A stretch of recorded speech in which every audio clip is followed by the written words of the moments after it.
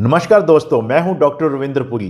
बात चाहे हो एंजाइटी की, डिप्रेशन की, ओसीडी की या किसी भी अन्य बीमारी की, बहुत सारे लोग ऐसे हैं जो कई सालों से इन बीमारियों का इलाज करवा रहे हैं, दवाइयां खा रहे हैं, इसके बावजूद भी वे परमानेंटली ठीक नहीं हो रहे हैं। इसका सबसे बड़ा कारण यह है कि इन बीमारियों का एक बड़ा कारण हमारे दिमाग का अचेतन मन यानी कि अनकॉन्शियस माइंड है। हमारे मन के तीन भाग होते हैं। एक होता है चेतन मन, जिसे हम कॉन्शियस माइंड कहते हैं। एक अर्ध चेतन होता है जिसे सबकॉन्शियस कहते हैं। एक अचेतन होता है जिसे अनकॉन्शियस कहते हैं। अचेतन मन हमारे मन का लगभग 90% भाग होता है। आजकल हम जो इलाज इस्तेमाल कर रहे हैं उनमें से कोई भी इलाज, कोई भी थेरेपी अचेतन मन तक नहीं पहुंच पा रही है, या वो पहुंचती भी है तो वो अप्रत्यक्ष रूप से प्रभावित करती है। सिर्फ एक ऐसी साइकोथेरेपी जो अचेतन मन यानी कि अनकॉन्शियस माइंड तक पहुंचकर व्यक्ति के रोग का जड़ से इलाज करती है, उस थेरेपी का नाम है साइको एनालिटिक थेरेपी। लेकिन दुर्भाग्यवश आज के मनोवैज्ञानिक इस थेरेपी को इग्नोर करते रहते हैं, क्योंकि इस थेरेपी को करने के लिए बहुत ज़्यादा एक्सपर्टीज की ज़रूरत होती है और यह थेरेपी काफ़ी लंबी होती है। मैं एक लंबे समय से मानसिक सेहत की जानकारी और उसको ठीक करने के उपायों पर घर घर जानकारी पहुंचाने की कोशिश कर रहा हूं, ताकि जो लोग मनोवैज्ञानिकों तक नहीं पहुंच पाते हैं उनको मैं घर पर ही कुछ हेल्प मुहैया करवा सकूं। हालांकि मैं हर बार ये बोलता रहता हूं कि अगर आपको कोई मानसिक समस्या है तो आप किसी डॉक्टर या मनोवैज्ञानिक से तुरंत संपर्क कीजिएगा। लेकिन ये आपका अधिकार है कि आपको पता होना चाहिए कि आपकी मनोवैज्ञानिक समस्या या बीमारी क्या है और उसके कौन कौन से इलाज उपलब्ध हैं। दोस्तों, साइको एनालिटिक थेरेपी काफ़ी विस्तृत और काफ़ी बड़ी थेरेपी है। इसे पूरे तरीके से समझना और इसे समझाना एक बहुत बड़ा काम है। इसलिए इसको ज़्यादा फैलाने की बजाय मैं इसके केवल छोटे से हिस्से पर फोकस कर रहा हूं, ताकि आप ज़्यादा उलझे बिना घर पे बैठे हुए अपनी एंजाइटी से राहत प्राप्त कर सकें। इसके लिए आपको एक छोटी सी विधि सिखा रहा हूं, जिससे आप अपने अचेतन मन में दबे चिंता के मूल कारण को, यानी कि चिंता की जो जड़ है, उसको समझकर उसको आसानी से उसका इलाज कर सकते हैं। आपका अचेतन मन यानी कि अनकॉन्शियस माइंड आपकी एंजाइटी को पैदा करता है। यह एंजाइटी जनरल एंजाइटी भी हो सकती है, ओसीडी के विचारों वाली एंजाइटी भी हो सकती है, पैनिक अटैक वाली एंजाइटी भी हो सकती है, या हाइपोकॉन्ड्रिया या हेल्थ एंजाइटी की एंजाइटी भी हो सकती है, या किसी भी तरह की एंजाइटी हो सकती है। यहां यह बताना जरूरी है कि मनोविश्लेषण मनोचिकित्सा यानी कि साइको एनालिटिक थेरेपी मनोविज्ञान के क्षेत्र की सबसे पुरानी थेरेपी में से एक है, और इसको विकसित करने का श्रेय सिगमंड फ्राइड की साइको एनालिसिस थ्योरी को जाता है। यहां यह बताना जरूरी है कि सिगमंड फ्राइड ही वो व्यक्ति थे जिन्होंने मनोविज्ञान को दुनिया भर के अंदर प्रसिद्ध करने का एक महत्वपूर्ण काम किया। आजकल आपने देखा होगा कि सब लोग सबकॉन्शियस माइंड को लेकर बहुत सारी बातें करते रहते हैं, कहानियां सुनाते रहते हैं, लेकिन सबकॉन्शियस माइंड तो हमारे मन का बहुत छोटा सा भाग है। हमारे मन का 90% भाग हमारा अनकॉन्शियस माइंड यानी कि अचेतन मन है, और अनकॉन्शियस माइंड में ही सारी समस्याएं भरी होती हैं। सबसे बड़ी बात यह है कि हमारा अनकॉन्शियस माइंड एक अंधेरा कुआं है और उसके ऊपर एक साइकिक सेंसर लगा हुआ है। हम अपने मन की वो बातें जो हमें पसंद नहीं हैं, हमारी ईगो को हर्ट करती हैं, या वो बातें जो आप हर किसी से छुपाना चाहते हैं, या मन का कोई कॉन्फ्लिक्ट, अंतर्द्वंद जिसे आप सॉल्व नहीं कर पा रहे हैं, या आपकी कोई पूरी ना होने वाली इच्छा, उन सब को हम इस अंधेरे कुएं में फेंक देते हैं। ये बातें हमारे मन के अचेतन मन में दफन तो हो जाती हैं, क्योंकि ऊपर एक साइकिक सेंसर लगा हुआ है। ये बातें कभी बाहर नहीं आ पाती हैं, लेकिन ये सारी बातें अपना रूप बदल के किसी ना किसी तरीके से इस साइकिक सेंसर को धोखा देकर हमारे चेतन मन में आने का प्रयास करती रहती हैं, और फिर हमें जिंदगी भर परेशान करती रहती हैं। चिंता, डिप्रेशन, ओसीडी और हमारी मानसिक बीमारियों का मूल रूप से वही विचार होते हैं जिनको हम कभी अचेतन मन में मरा हुआ मान के दफना चुके होते हैं। जब ये अचेतन मन की दबी हुई बातें चेतन स्तर पे अपना रूप बदल कर आती हैं, तो आप इससे डरने लग जाते हैं, क्योंकि आप इन बातों को मरा हुआ समझकर अचेतन मन में दबा चुके थे। जब ये सारी बातें छुप छुपा कर रूप बदल कर बाहर आती हैं, तो आप उनसे भयभीत होने लग जाते हैं। ये बिल्कुल ऐसे ही है जैसे कोई मरा हुआ व्यक्ति अचानक आपके सामने आ खड़ा हो। एंजाइटी चाहे कैसी भी हो, उसकी शुरुआत ऐसे ही होती है। अब आप बिल्कुल साधारण भाषा में समझें कि आपने करना क्या है। आपका अचेतन मन, जो आपके मन का 90% हिस्सा है, उसमें आप ऐसी बहुत सारी बातें, शिकवे, शिकायतें, नफरतें, शर्मनाक बातें, अधूरी ख्वाहिशें, सेक्स से जुड़ी इच्छाएं दबा देते हैं। ये बातें यहां पर बाहर नहीं आ सकती हैं, क्योंकि मैंने आपको बताया कि अचेतन मन के ऊपर एक ढक्कन लगा हुआ है जिसे साइकिक सेंसर कहते हैं। लेकिन ये बातें अपना रूप बदल के, या जब ये ढक्कन थोड़ा सा कमजोर होता है, यह अपना रूप बदलकर, बहाने बनाकर किसी भी रूप में बाहर आ जाती हैं और आप इससे डरने लग जाते हैं।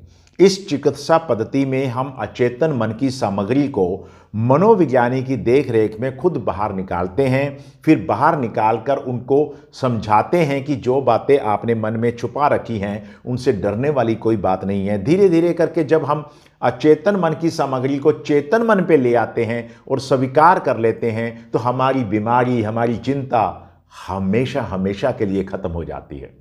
तो मूल रूप से आपने ये समझना है कि आपकी सारी बीमारी का जो कारण है वो आपके अचेतन मन में है, जो आपका मन का 90% हिस्सा है। लेकिन आप इस सामग्री को बाहर कैसे निकालेंगे? अचेतन मन की सामग्री को निकालने के लिए हम कई तरह के तरीके इस्तेमाल करते हैं। एक जैसे फ्री एसोसिएशन है, सपनों का विश्लेषण करते हैं, क्योंकि सपनों में भी अचेतन मन की बातें ही रूप बदल कर आती हैं। प्रोजेक्टिव टेक्निक नाम की एक टेस्टिंग होती है, उसका इस्तेमाल करते हैं ताकि हम अपने दिमाग के सेंसर को धोखा देकर अचेतन मन की बातों को निकाल कर बाहर ले आएं। फिर सारी दबी हुई और छुपी हुई जितनी भी सामग्री है उसको स्वीकार करना सीखते हैं। बस उसी दिन से आप ठीक होने की यात्रा आपकी शुरू हो जाती है। जब अचेतन मन की बातें हम चेतन स्तर पे ले आते हैं, उनको स्वीकार करना शुरू कर देते हैं, समझना शुरू कर देते हैं, तो इससे कई तरह के फायदे होते हैं। जैसे कुकर की सीटी बजने पर उसकी भाप बाहर निकल जाती है, ऐसे ही आपके मन की बातें बाहर आने से आपका मन हल्का हो जाता है। इस टेक्निक को हम इंग्लिश में, या हमारी जो लैंग्वेज है साइकोलॉजी की, कैथारसिस कहते हैं। दूसरी बात, जो आपके मन में दबे हुए कॉन्फ्लिक्ट होते हैं, बातें होती हैं, उनको हम बाहर लाकर सॉल्व करने का प्रयास भी करते हैं। तीसरी बात यह है कि जिन बातों को हम बदल नहीं सकते हैं, उन बातों को हम स्वीकार करना भी सीख लेते हैं।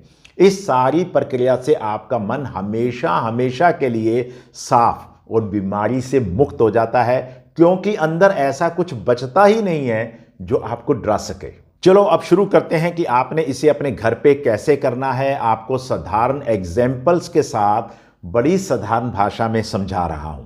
आपका अनकॉन्शियस माइंड, यानी कि आपका अचेतन मन, उसके भीतर बीमार बनाने वाली सारी बातों को हमने बाहर निकालना है। इसके लिए हम फ्री एसोसिएशन नाम की टेक्निक का इस्तेमाल कर रहे हैं। साइको एनालिसिस की फ्री एसोसिएशन टेक्निक, यानी कि मन की बातों को बाहर निकालने की टेक्निक जो है, इसका उद्देश्य है अचेतन मन के विचारों और भावनाओं को बिना किसी रोक टोक या सेंसरशिप के बाहर ले आना।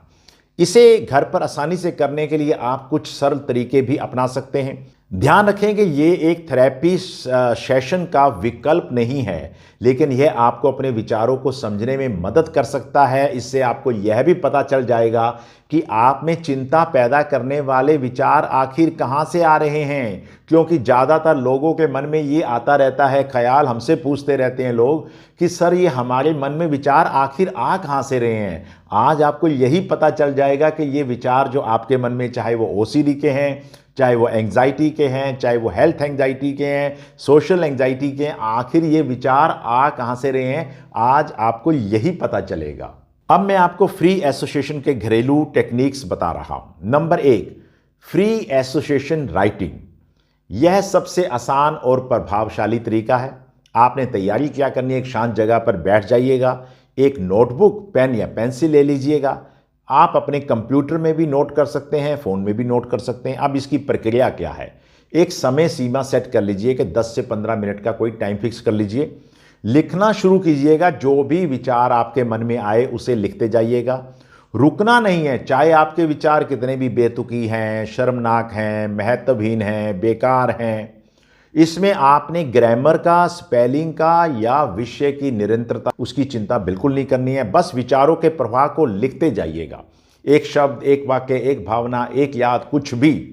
इसका उद्देश्य यह है कि अपने दिमाग के नियंत्रण करने वाले दिमाग को हम थोड़ा ढीला होने देते हैं और उन विचारों को बाहर निकलने की जगह मिल जाती है जो अचेतन मन से चेतन मन में आना चाहते हैं। जब आप लगातार लिखते रहते हैं तो आपका चेतन मन जो विचारों को रोक कर बैठा होता है कि कोई अचेतन मन से विचारों को आने नहीं देना है, वो थोड़ा ढीला पड़ जाता है, जिससे आपके अचेतन मन के विचार भी बाहर आने लग जाते हैं। नंबर 2 टेक्निक है वर्बल फ्री एसोसिएशन। अगर आपको लिखने में मुश्किल होती है, क्योंकि आजकल लोगों को लिखने की आदत बिल्कुल खत्म हो गई है, तो आप बोलकर भी रिकॉर्ड कर सकते हैं और इसके लिए आपको आपके फ़ोन के अंदर एक वॉइस रिकॉर्डर होता है, आप उसकी सहायता ले सकते हैं। रिकॉर्डिंग शुरू कीजिएगा, किसी भी शुरुआती विचार या शब्द से शुरू कर सकते हैं, जैसे आज सुबह मैंने डैश डैश, फिर जो भी आपके मन में आता है उसे आप बोलते जाइएगा, बिना रुके बिना संकोच के बोलते रहिएगा। इसका उद्देश्य यह है कि यह तरीका थेरेपी सेशन जैसा है, जहां आप बोलकर अपने विचारों की श्रृंखला यानी कि ट्रेन ऑफ थॉट का पता लगाते हैं। अब आते हैं नंबर 3, किसी भी चीज पर एसोसिएशन आप कर सकते हैं। एसोसिएशन ऑन ए प्रॉम्प्ट, आप किसी भी बाहरी चीज का उपयोग एक शुरुआती बिंदु स्टार्टिंग पॉइंट के रूप में कर सकते हैं। जैसे कि आप एक शब्द ले सकते हैं, कोई भी एक शब्द चुनिएगा, जैसे डर है, माँ है, काम है, कुछ भी शब्द आप एक ले लीजिए, मोटरसाइकिल, कार, कुछ भी लीजिए, और इस शब्द से जुड़े पहले 5-10 विचार, भावनाएं, इनको आपने बोलना है या लिखना है, और इसके बाद अगले जो विचार आते रहते हैं उनको भी इसी तरीके से आपने करना है। यहाँ आप फोटो का इस्तेमाल भी कर सकते हैं, किसी चित्र का इस्तेमाल कर सकते हैं, कोई पुरानी या नई तस्वीर को ले सकते हैं, उस फोटो के बारे में जो भी विचार आपके मन में सवाल आता है, भावनाएं आते हैं, आप उनको लिख सकते हैं, बोलना शुरू कर सकते हैं। इससे आपको क्या महसूस होता है, ये फोटो कब ली गई थी, कैसे ली गई थी, कौन लोग हैं इसके अंदर, ये तमाम बातें भी आप बोल सकते हैं। इस सारी टेक्निक का एक उद्देश्य है, एक बाहरी वस्तु या शब्द का उपयोग करके अपने विचारों को एक खास दिशा में मोड़ना और देखना कि आपका अचेतन मन में जुड़ी हुई बातें क्या निकलकर बात आती है। याद रखने योग्य बात यह है कि यह आपकी नॉन जजमेंटल एटीट्यूड होना चाहिए। सबसे जरूरी बात यह है कि आपको अपने विचारों को अच्छा है या बुरा है ये बिल्कुल नहीं मानना है, बस उसे स्वीकार करना है। दूसरी बात है, गोपनीयता रखनी है, इसे निजी अभ्यास मानना है, किसी को दिखाना नहीं है, किसी को सुनाना नहीं है, किसी को बिल्कुल पता नहीं लगने देना। और पैटर्न ढूंढना है कि जब आप अभ्यास में कुछ दिनों तक करते रहते हैं तो आप अपने विचारों में बार बार आने वाले विषयों को, थीम्स को, चिंताओं को या अधूरे विचारों को पहचानना शुरू कर सकते हैं कि आम तौर पे आपके मन में क्या आता है, और यही असली इंसाइट है, अंतर्दृष्टि है जो हमें चाहिए। अब मैं आपको अपने मन को शुरू करने के लिए कुछ शुरुआती वाक्य, क्योंकि आप घर पे कर रहे हैं, मनोवैज्ञानिक आपके पास कोई है नहीं, तो मैं सेंटेंस स्टार्टर दे रहा हूं। आपने अपनी फ्री एसोसिएशन के लिए इनका प्रयोग करना है। ये वाक्य आपके दिमाग को एक शुरुआती धक्का, जिसे हम इनिशियल पुश कहते हैं, वो देगा, जिसके बाद आपको बस विचारों का प्रवाह जारी हो जाएगा। फ्री एसोसिएशन के लिए शुरुआती वाक्य, किसी भी वाक्य से आप शुरुआत कर सकते हैं। इसके बाद आपने अगले 10-15 मिनट तक बिना रुके लिखना है या बोलना है। जैसे कि आप वर्तमान भावनाओं पर आधारित विचार ले सकते हैं। आज सुबह जब मैं उठा या उठी तो मेरे मन में सबसे पहले यह आया कि, फिर आपने वो लिखना है। इस समय मेरे शरीर में जो भावना सबसे ज़्यादा प्रबल है वह है डैश डैश, फिर लिखिए या बोलिए। अगर मुझे अपनी वर्तमान चिंता को किसी को रंग देना है तो वह रंग होगा, और वह इसलिए होगा क्योंकि डैश डैश डैश, और फिर उसके बारे में कुछ लिख सकते हैं। कल मैंने जो रात को सपना देखा था या विचार में घूम रहा था मेरे, वह यह था। अगर मेरे मन में चल रहे विचारों को कोई आवाज़ देनी हो तो वह ऐसे लगेगी। तो इस तरीके की आप कर सकते हैं। दूसरा तरीका आप इस्तेमाल कर सकते हैं, रिश्तों और अनुभवों पर आधारित सवाल ले सकते हैं। हाल ही में जिस व्यक्ति से मेरी बातचीत हुई है, जिसे मुझे सबसे ज़्यादा असर डाला वह है, या एक ऐसी बचपन की याद जो मेरे मन में अभी अभी आई है वह है। जिस काम को मैं हमेशा टालता या टालती रहती हूँ उसके पीछे की असली वजह शायद यह है dash dash dash.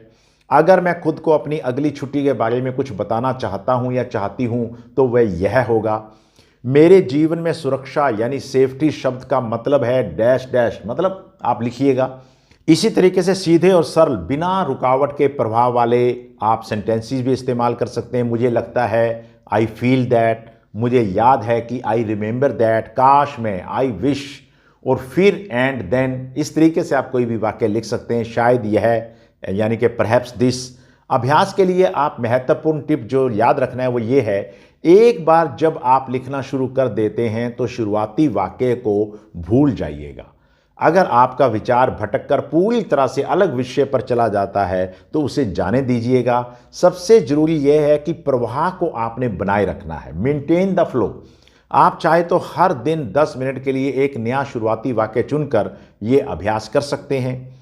Free association writing या रिकॉर्डिंग का उद्देश्य केवल विचार बाहर निकालना नहीं है, बल्कि उन विचारों के पैटर्न को, उनके बारे में इंसाइट प्राप्त करना है। इन परिणामों को निकालने के लिए आपको अपने द्वारा लिखे या बोले गए मटेरियल का विश्लेषण समय समय पर करते रहना है। किसी को दिखाना नहीं है, किसी को बताना नहीं है। यह एक सेल्फ एनालिसिस प्रक्रिया है जिसे आप इन चरणों में कर सकते हैं। सबसे पहले आपने प्राइमरी रिव्यू करना है। एक बार जब आप लिखना या बोलना बंद कर देते हैं तो तुरंत इसका विश्लेषण आपने नहीं करना है। इसे कुछ घंटों या कुछ दिनों के बाद आपने फिर दोबारा से पढ़ना है और पढ़कर आपने ये देखना है कि इसके अंदर रेपिटेशन किस विचार की हो रही है, कौन से शब्द, वाक्यांश, विषय, व्यक्ति, किसका नाम बार बार आ रहा है। उदाहरण के लिए अगर आप बार बार फंस गया, स्टक हो गया ऐसे शब्द यूज कर रहे हैं, समय की कमी ऐसा कोई शब्द, या किसी खास व्यक्ति का नाम लिखते हैं तो वह एक महत्वपूर्ण क्षेत्र है। इसके अलावा भावात्मक तीव्रता यानी कि इमोशनल इंटेंसिटी, किन हिस्सों को पढ़ते समय आपको सबसे ज़्यादा भावनाएं आती है, डर आता है, गुस्सा आता है, दुख होता है, खुशी होती है, उन वाक्य को आपने अंडरलाइन कर लेना है। अचानक अगर रुकावटें आ रही हैं, ब्लॉक्स आ रहे हैं, शिफ्ट्स आ रहे हैं, कहीं कहीं आपका प्रवाह अचानक रुक गया है, आप चुप हो गए हैं, आप बोल नहीं पा रहे हैं, क्या आप किसी खास विषय पर आती हुई बेतुकी बातों को लिखने लगे हैं, यह एक रेजिस्टेंस का संकेत हो सकता है, जिसका अर्थ यह है कि उस विषय में आपके अचेतन मन में कोई ना कोई गांठ जरूर है, कोई ना कोई कॉम्प्लेक्स जरूर है। दूसरी बात है छिपी हुई कड़ियां और उनके कनेक्शन, यानी कि हिडन लिंक्स और उनके कनेक्शन। इस चरण में आपने क्या करना है कि फ्री एसोसिएशन की वास्तविक प्रकृति यानी विचारों के बीच अतार्किक कड़ी, इलॉजिकल लिंक को समझने की कोशिश करनी है। सतह के नीचे अर्थ कुछ और होता है, मतलब बात कुछ होती है, उसका मतलब कुछ होता है। आपके विचार क्यों एक विषय से दूसरे विषय पर कूदे। उदाहरण, आपने काम के बारे में लिखा, फिर अचानक एक पुरानी साइकिल के बारे में लिखना शुरू कर दिया, तो क्या पुरानी साइकिल आपको आज़ादी या जिम्मेदारी की कमी का महसूस करवा रही है? क्या आपका काम आपकी आज़ादी छीन रहा है? इसी तरीके से इसमें सिंबोलिज्म भी होता है, प्रतीकवाद। क्या आपने किसी वस्तु या स्थिति का उपयोग किसी चीज़ को दर्शाने के लिए किया है? मैं उदाहरण के द्वारा समझाता हूँ। एक भारी दरवाज़ा जिसे मैं खोल नहीं सकता, ये आपकी किसी अवरोध, ऑब्स्टेकल या अंदरूनी इच्छा का प्रतीक हो सकता है। अपूर्ण विचार भी आप देख सकते हैं, अनफिनिश्ड बिजनेस, किन विचारों या कहानियों का कोई तार्किक अंत नहीं हुआ है। ये वो क्षेत्र हो सकते हैं जहां आपको क्लोजर की आवश्यकता है। नंबर 3, निष्कर्ष निकालना यानी कि कंक्लूजन निकालना। जब आपने ये सब चीज़ें कर ली तो आपने एक कंक्लूजन निकालना है। आपके ऑब्जर्वेशन के आधार पर निष्कर्षों को 1 या 2 वाक्य में आपने लिखना है, उसका एक थीम बना लेना है। जैसे, मेरा अचेतन मन इस समय मुख्य रूप से रिजेक्शन को मान रहा है, या किसी वित्तीय असुरक्षा, फाइनेंशियल इनसिक्योरिटी को मान रहा है। कार्यवाही योग्य अंतर्दृष्टि जो अब आपने बनानी है, जो आपने करना क्या है, इस अंतर्दृष्टि के आधार पर आप क्या बदल सकते हैं। इसके बाद कार्यवाही योग्य अंतर्दृष्टि यानी कि एक्शनेबल इनसाइट, इस अंतर्दृष्टि के आधार पर आप क्या बदल सकते हैं। उदाहरण, यदि यह निष्कर्ष है कि आप हमेशा खुद को कम आंकते हैं, तो अगली कार्रवाई हो सकती है कि मुझे अपनी उपलब्धियों की एक सूची बनानी चाहिए और हर सुबह उन्हें पढ़ना चाहिए। ध्यान देने वाली बात यह है कि फ्राइड के अनुसार फ्री एसोसिएशन अक्सर इच्छाओं यानी विशेष, संघर्षों यानी कॉन्फ्लिक्ट्स और दबे हुए अनुभवों की ओर इशारा करती हैं। इस अभ्यास को जारी रखने से धीरे धीरे आपके मन की, अचेतन मन की छुपी हुई बातें चेतन लेवल पे आ जाएंगी, यानी कि कॉन्शियस माइंड में आ जाएंगी। और फिर आप इस टेक्निक के द्वारा जो सामग्री अचेतन मन की बाहर आ रही है, जैसे कि आपकी दबी हुई भावनाएं हैं, अनसुलझे संघर्ष हैं, छिपी हुई इच्छाएं हैं, जब वो बाहर आ जाती हैं तब आप उनका विश्लेषण कर सकते हैं। इसके बाद आपको इन इनसाइट को अपने जीवन में लागू करना शुरू कर देना है। तो आपने समझना है, पहले हम फ्री एसोसिएशन के माध्यम से रोज़ रोज़ अभ्यास करते हैं, 15-20 मिनट लिखते हैं, बोलते हैं, फिर एक पैटर्न समझ आ जाता है, कहानी समझ आ जाती है कि हमारा मन आखिर कह क्या रहा है। तो जब आपके मन के अंदर ये सारी बातें एक बार उभर कर सामने आ जाती हैं, फिर आपने ये 3 काम करने हैं जो अभी मैं आपको बता रहा हूँ। नंबर 1, आपने स्वीकृति करनी है, एक्सेप्टेंस करनी है, वैलिडेशन करनी है। सबसे पहला और महत्वपूर्ण कदम है, आपने सामने आई हुई सामग्री को खुले दिल से स्वीकार करना है, एक्सेप्टेंस करनी है। यह स्वीकार करें कि ये विचार और भावनाएं मेरी खुद की हैं, भले ही आपको वो अजीब लगे, मूर्खतापूर्ण लगे, अनैतिक लगे, बेकार लगे। फ्री एसोसिएशन का काम ही सेंसरशिप को हटाना है। फिर आपने नॉन जजमेंटल होना है। उन विचारों को कोई गंदा, सही, बुरा, अच्छा बिल्कुल नहीं बोलना है।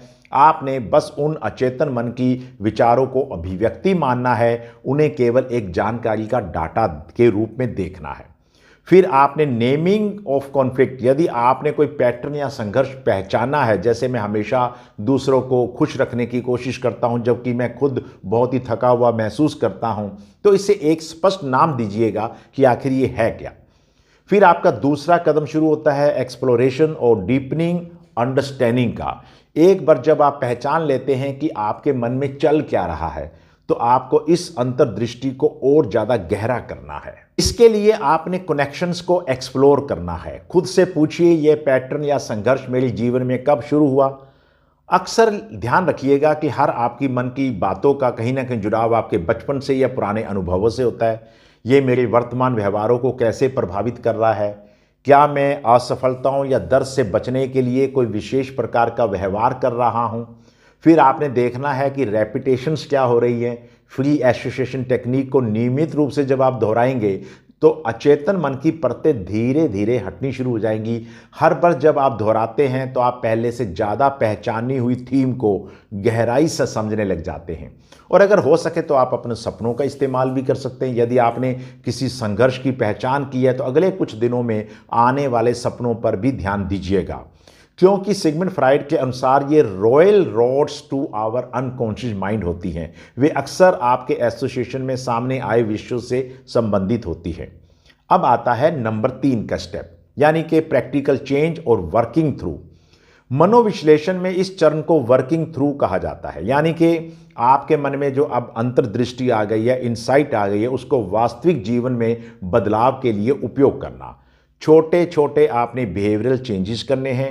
यदि आपको पता चला कि आपका गुस्सा आपके अनकॉन्शियस माइंड में दबा हुआ है, तो उसे रचनात्मक तरीके से बाहर निकालने की आपने प्रैक्टिस करनी है।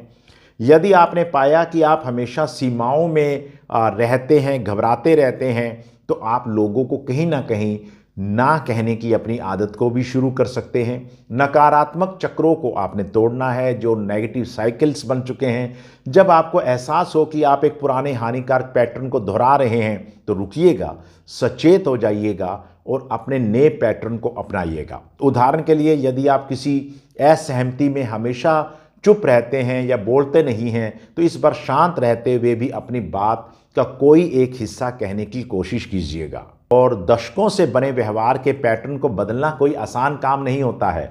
आपने अपने साथ दयालु बने रहना है। अगर आपको ये वीडियो पसंद आया हो तो इसे लाइक कीजिएगा, शेयर कीजिएगा और मेरे चैनल को सब्सक्राइब अवश्य कीजिएगा, क्योंकि आप द्वारा दी गई मोटिवेशन मुझे इस बात के लिए दिन रात जगाती रहती है, मुझसे काम करवाती रहती है कि मैंने उन तमाम लोगों तक मनोवैज्ञानिक सहायता पहुंचानी है जिन लोगों तक कोई मनोवैज्ञानिक सहायता नहीं पहुंच रही है। आपका बहुत बहुत धन्यवाद।